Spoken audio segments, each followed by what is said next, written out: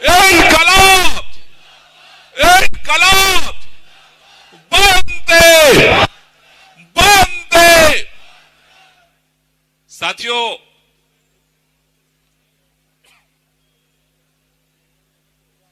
आज पूरा देश शहीद आजम भगत सिंह, राजगुरु सुखदेव को याद कर रहा है। साथियों, जब इस देश के अंदर अंग्रेजों की हुकूमत थी, आप जानते हो इस देश के अंदर ब्रिटिश हुकूमत के खिलाफ जंगे आजादी में अपनी जान की बाजी लगा करके जब हमारे क्रांतिकारी लड़ रहे थे, यही दिल्ली है, दिल्ली के पार्लियामेंट में भगत सिंह और उनके साथी ने बम फेंका था। भागे नहीं थे, पर्चा फेंका था, भागे नहीं थे, गिरफ्तारी दी थी, गिरफ्तार होकर के जेल गए। कोर्ट में, अदालत में मुकदमा चला। मुकदमे में जब ये चारों तरफ से कोई सबूत नहीं मिला, किसी की हत्या नहीं हुई, किसी पे हमला नहीं हुआ, जब कोर्ट के सभी ज्यूरी के मेंबर भगत सिंह, राजगुरु सुखदेव को बरी करने को तैयार थे, ब्रिटिश हुकूमत ने जबरदस्ती ऑर्डर दे करके इन तीनों शहीदों को फांसी के फंदे पर लटकाने का आदेश दिया। आदेश दिया गया था 24 मार्च को इन तीनों शहीदों को फांसी के फंदे पर लटकाया जाएगा। लेकिन ब्रिटिश हुकूमत, जिसका भारत के चप्पे चप्पे पे राज चलता था, उसे सुबह भी बर्दाश्त नहीं थे। 23 तारीख को, एक दिन पहले रात के अंधेरे में जल्दी जल्दी में उनको फांसी दी गई और उनको ले जा करके, ठीक से लाशें जली भी नहीं थी, लोग पहुंचे और वो भाग गए।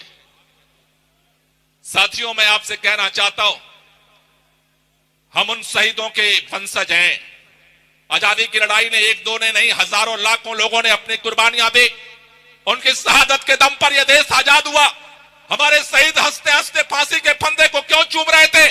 उनका सपना था कि जिस दिन हमारा मुल्क आजाद होगा, अंग्रेजों के राज में जो हमारे लोगों की अशिक्षा है वो दूर होगी, हमारा भारत एक शिक्षित राष्ट्र बनेगा। उन शहीदों का सपना था हमारे भारत के लोगों को इलाज के लिए दर दर भटकना नहीं पड़ेगा। उनका सपना था कि हमारे नौजवानों को रोजगार मिलेगा। उनका सपना था हमारे किसानों को उनके फसल का दाम मिलेगा। उनका सपना था कि जो अंग्रेज कहते थे, dog an Indian not in tree. हमारे महान देश के इतने शक्तिशाली प्रधानमंत्री एक प्रिंटर और 6 गरीब आदमियों से भिड़े पड़े हैं परसों से। ये शोभा देता है हमको। इतने महान देश के शक्तिशाली प्रधानमंत्री एक प्रिंटर से भिड़े पड़े हैं परसों से। ये पोस्टर ही तो था, मोदी हटाओ देश बचाओ, लगा लिया, क्या फर्क पड़ गया? तबीयत ठीक है प्रधानमंत्री जी की?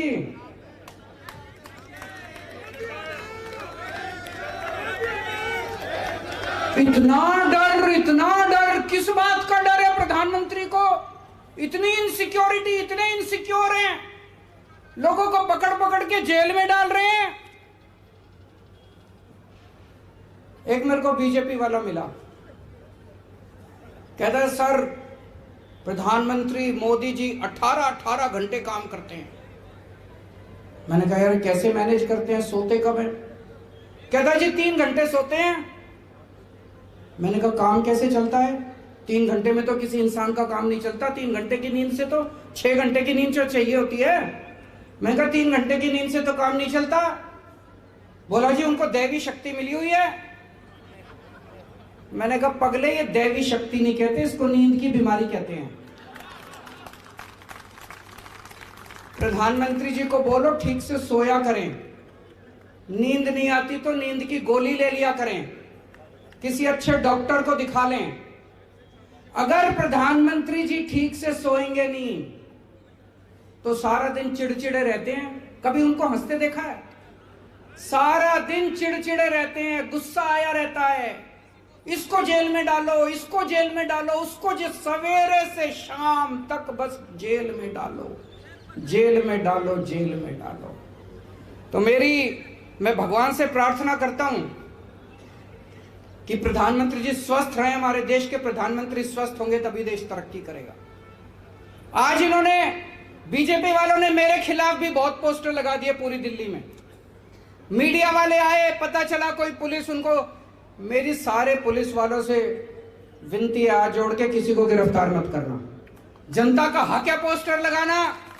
केजरीवाल अच्छे काम करेगा तो जनता जय जयकार करेगी, केजरीवाल बुरे काम करेगा तो जनता पोस्टर भी लगाएगी मेरे खिलाफ। लगाए मेरे खिलाफ पोस्टर, मेरे को कोई आपत्ति नहीं है, कोई एफआईआर नहीं होगी, किसी को गिरफ्तार नहीं किया जाएगा।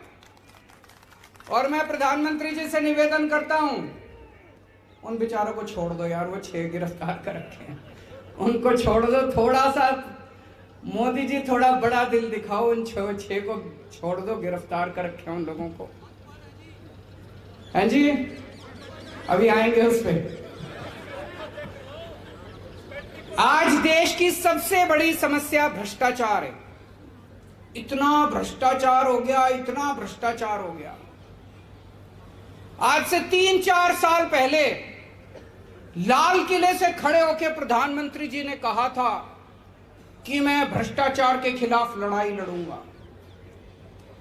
जनता को बड़ा अच्छा लगा, जनता ने सुना, टीवी में देखा, प्रधानमंत्री जी कह रहे हैं मैं भ्रष्टाचार के खिलाफ लड़ाई लड़ूंगा, जनता को बड़ा अच्छा लगा। अगले ही दिन सोमवार को एक कांग्रेस का बड़ा नेता, उसके घर ईडी के छापे पड़े, उसके घर सीबीआई के छापे पड़े, खूब कैश मिला, खूब संपत्ति मिली, हिसाब बेहिसाब कैश मिला। मंगलवार को वो नेता जाके प्रधानमंत्री जी के चरणों में गिर गया, बोला प्रधानमंत्री जी मेरे को भाजपा ज्वाइन करनी है। बुधवार को उसने भाजपा ज्वाइन कर ली, बृहस्पतिवार को उसके सारे केस बंद कर दिए।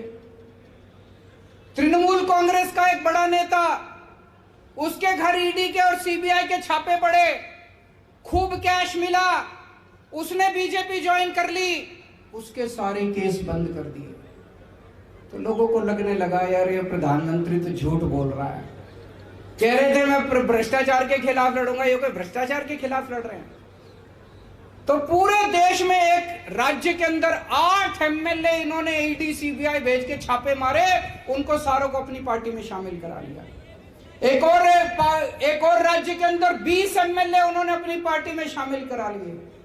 तो प्रधानमंत्री जी का मैसेज साफ है, मोदी जी कह रहे हैं मेरे को भ्रष्टाचार से परहेज नहीं है, करो भ्रष्टाचार, खूब भ्रष्टाचार करो, लेकिन मेरी पार्टी में आके करो, बाहर रह के नहीं करने दूंगा।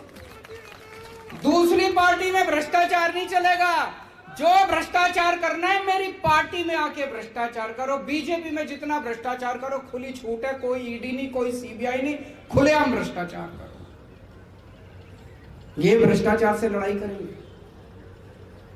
इनके एक नेता हैं कर्नाटक में, उनके घर पे रेड हो गई, पता नहीं कैसे हो गई, मेरे को तो यही नहीं समझ आ रहा वो पहुंच कैसे गए। उसके घर रेड में उसे उम्मीद ही नहीं थी रेड होगी। 8 करोड़ रुपए कैश मिला, 8 करोड़ रुपए, 8 करोड़ कैश मिला। अगले दिन बेल हो गई, कोई गिरफ्तारी नहीं, कुछ नहीं। मनीष सिसोदिया के घर एक नया पैसा नहीं मिला। मनीष सिसोदिया के घर 3-3 बार रेड करी, एक नया पैसा नहीं मिला, बैंक लॉकर से पैसा नहीं मिला, उनके गांव में कुछ नहीं मिला। आज तक मनीष सिसोदिया की बेल नहीं हो रही। सतिंदर जैन के घर रेड करी, एक नया पैसा नहीं मिला, 3-3 बार रेड हुई, एक नया पैसा नहीं मिला, आज तक उसको बेल नहीं मिली। कह रहे हैं दिल्ली में शराब घोटाला हो गया, शराब घोटाला हो गया। अरे गुजरात के अंदर पता नहीं कितने लोग मर गए नकली शराब से, पता नहीं कितने 100 में, जब मैं और भगवंत मान गए थे उसी टाइम शायद 150 लोग मरे थे शराब से, नकली शराब से। पता नहीं, कह रहे हैं वो शराब बंदी है, खुलेआम शराब बिक रही है, खुलेआम शराब बिक रही है। पूरी दुनिया में सबसे बड़ा शराब घोटाला अगर कहीं है तो गुजरात के अंदर है। कहते हैं 10 से 15 हजार करोड़ रुपए सालाना का शराब घोटाला है, उसके ऊपर कुछ नहीं होता है जी। 10 से 15 हजार करोड़, 10 से 15 हजार करोड़ रुपए का शराब घोटाला है गुजरात के अंदर, वहां पे कुछ नहीं होता। तो वो उनके अपने जब शराब घोटाला करते हैं, उनके अपने जब चोरी करते हैं, भ्रष्टाचार करते हैं, उनके खिलाफ कुछ नहीं होता। अडानी के ऊपर इतने बड़े बड़े आरोप लगे भ्रष्टाचार के, इसके उसके, सरकार ने उसकी हिम्मत नहीं सरकार की एक इंक्वायरी तक नहीं करी। सुप्रीम कोर्ट ने कमेटी बिठाई है। सुप्रीम कोर्ट ने अगर कमेटी बिठाई है तो गड़बड़ तो है। सुप्रीम कोर्ट यूं ही तो कमेटी बिठा नहीं देता। सुप्रीम कोर्ट ने जांच कमेटी बिठाई है।